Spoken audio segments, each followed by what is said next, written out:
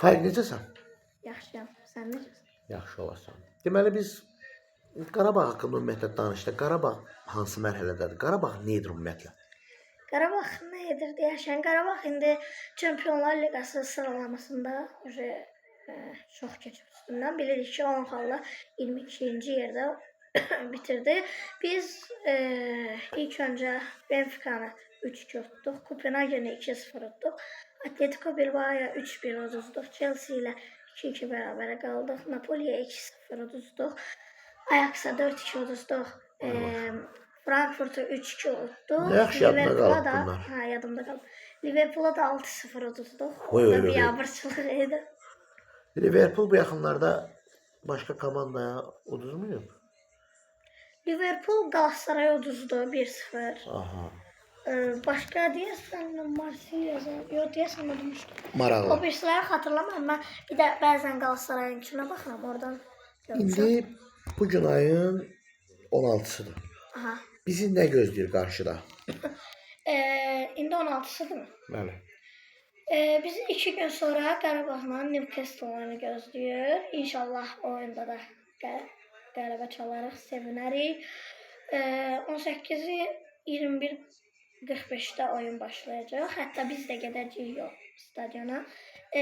Ajax'a da getmişdik, Frankfurt'da da getmişdik. İndi Newcastle'da da gedəcəyik. Bu oyunlara getdiyimizə görə bizim əslində təşəkkür edəcəyimiz də bir əmimiz var. Hə. Biz təşəkkür edəcəyimiz elə bil ki.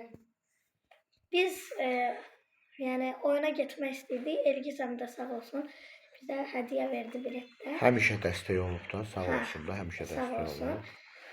İndi mənə bir sualma cavab ver. Newcastle-ı udarıq, yoxsa udmarıq? Mən o dəqiq deyə bilmərəm, amma mən öz arzumu deyə bilərəm ki, inşallah qələbə çalarıq, udarıq, sevinərik. Bəs ekspertlərin fikri nə deyir? Məsələn, Qurban nə deyib? Qurban Hoca bu istiqamətdə nə deyib? İndi en son demişdi ki, bir dəfə demişdi ki, bir də İngilizlərə qarşı oynasaq daha yaxşı oynayarıq. Mənim fikrimcə məncə taktikanı çözüb. Bir də ki, bir yandan da pis şey var ki, Qurbanov İmişli oyunundan sonra röportajda demişdi ki, biz oyuncuları bərpa etmək üçün 2-3 yıl lazımdır. Çünki İmişlinin otları, çimləri çox pis imiş. Yaxşı, İmişlinin oyunu nə vaxt olub? İmişlinin oyunu 14-də oldu. 18-nə 3-4 gün vaxt bəs eləyir də yəqin ki. Qurbanovdan soruşmaq lazımdır. Prosta ki, sanki İmişli oyununda haqsızlıq oldu. Düzdür, qırmızı vərəq onlarda olmuşdu. Prosta ki, yəni orada qırmızı kadibor cəza verildi. Məncə qırmızılıq deyil idi o epizod. Amma yenə də bunlara rəğmən 1-0 utduq biz İmişlidə. Tamam, qayıdaq bir də Newcastle-a. Qayıdaq. Necə görsən oyunun nəticəsini? Oyunun nəticəsi inşallah udarıq, qələbə çalarıq, sevinərik. Eyni zamanda Newcastle-da da bərabərlik olsa da ilk oyunda utduğumuz üçün yenə də keçə bilərik. Bir dəfə bizim ölkədə, bir dəfə də onların ölkəsində oyun olacaq. Yaxşı. Hətta bizdə Tofiq Bəhramov da olacaq, onlarda da James Park deyə bir yerdə olacaq. Tamam. Onda növbəti sual belədir. Newcastle-ı düşünək ki, inşallah udmuşuq 2 gün sonra. Nə baş verir ondan sonra? Nə baş verir? Deməli, səhv eləmirəmsə deyirəm. Barcelona ilə Chelsea oynayacaq. Kim utsa o da bizlə oynayacaq.